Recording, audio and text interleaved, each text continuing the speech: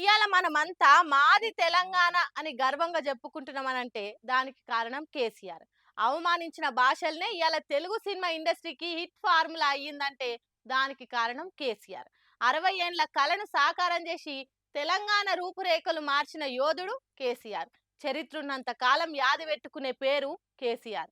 November 29 తారీఖు నాడు sir దీక్షకు దిగిండు కాబట్టి డిసెంబర్ 9 నాడు ఆనాటి కాంగ్రెస్ సర్కార్ దిగొచ్చి తెలంగాణ ప్రకటన చేసింది.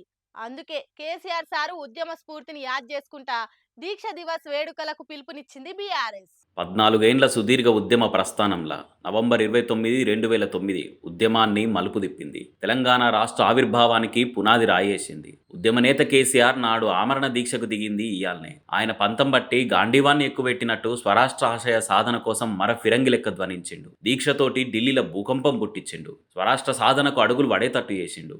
ఆ ఉద్యమ కెరటం దీక్షకి ఇయాల 15 ఏండ్లు నిండినాయి. చెరిగిపోని ఉద్యమ పదాన్ని 10 కాలాలు యాదుండేటట్టు దీక్ష దివస్ ను ఘనంగా జరిపిస్తుంది బీఆర్ఎస్ పార్టీ. నవంబర్ 29 నుంచి డిసెంబర్ 9 దాకా ఆ 11 రోజులు సిగమూగింది తెలంగాణ. కేసీఆర్ జచ్చులో తెలంగాణ వచ్చులో అని తెగిచ్చి పిడికిలి బిగిచ్చిండు. సారెంట సబ్బండ వర్గాలు తోడు నడిచినాయి. ఉద్యమాన్ని అనగదొక్కాలని సమైక్యాంధ్రులు ఎన్ని కుట్రలు చేసినా పట్టు ఇడవలేసారు. ఉగ్గు తినే పిల్లగారి నుంచి పండు ముసలోళ్ళ దాకా, తొట్టెలున్న పోరగారి నుంచి 90 ఏండ్ల ముసలోళ్ళ దాకా ప్రతొక్కరు జై తెలంగాణ అనే వరకు ఉద్యమం ఉగ్రరూపం దాల్చింది. దాంతోని ఢిల్లీలు దిగొచ్చిర్రు. తెలంగాణ రాష్ట్రం ఇచ్చేతందుకు ప్రక్రియ మొదలు పెడుతున్నామని చెప్పుకొచ్చిర్రు. అట్లా 54 ఏండ్ల చరిత్రల తొలిసూరి ఢిల్లీ మెడలు ఉంచింది కేసీఆర్ సార్ దీక్షాస్త్రం. అందుకే దీక్షా దివస్ తోటి ఆ రోజునిట్లా యాద్ చేసుకుంటుంది తెలంగాణ సమాజం.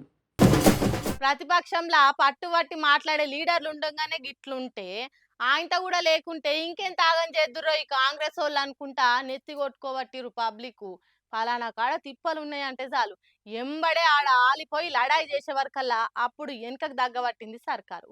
ఇప్పుడు గురుకులాల బాట అనే వరకల్లా సర్కార్ ఆఫీసర్లు ఇగో ఈ తీర్ల పనిసనం చూయించబట్టిర్రు.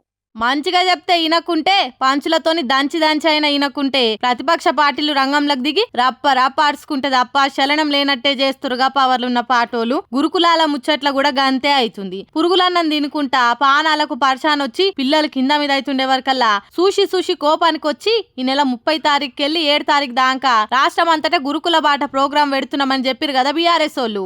గురుకులాలు, కేజీబీవీలు, మోడల్ స్కూళ్లు, రెసిడెన్షియల్ బళ్ళు, కాలేజీలు అన్నిటికాడికి పోయి బీఆర్ఎస్ ఎమ్మెల్యేలు, ఎమ్మెల్సీలు, పార్టీ సీనియర్ లీడర్లు, లేడీ లీడర్లు అందరు పోతారని చెప్పిర్రు. ఆర్ఎస్ ప్రవీణ్ కుమార్ ఆధ్వర్యంలో 5గురితోని గురుకుల అధ్యయన కమిటీ వేసి వాళ్ళు రాసిచ్చిన రిపోర్టును బట్టి అసెంబ్లీలో అవన్నీ మాట్లాడి లడాయి చేస్తామని చెప్పిర్రు కార్పాటోలు. దీంతోని వామ్మో కథేదో తేడా కొడుతుందిరో అనుకుంటా ఉరుకుల పరుగుల మీద గురుకులాలకు బయలుదేరిరు కలెక్టర్లు. ఏమేం తిప్పలున్నాయి, సౌలతులేం సరిగ్గా లేవు అన్ని అడుచుకొని అవసరమైతే ఆన్నే రాత్రి కూడా వండుకొని మరి బీఆర్ఎస్ వాళ్ళకి దొరకకుండా పర్ఫెక్ట్ గా పని చేయబట్టిరట. ఏ తప్పు దొరికినా మొదటికే ముప్పు వస్తుందని ఏ మాత్రం ఆలస్యం చేయకుండా దబ్బ పనులు చూస్తురట.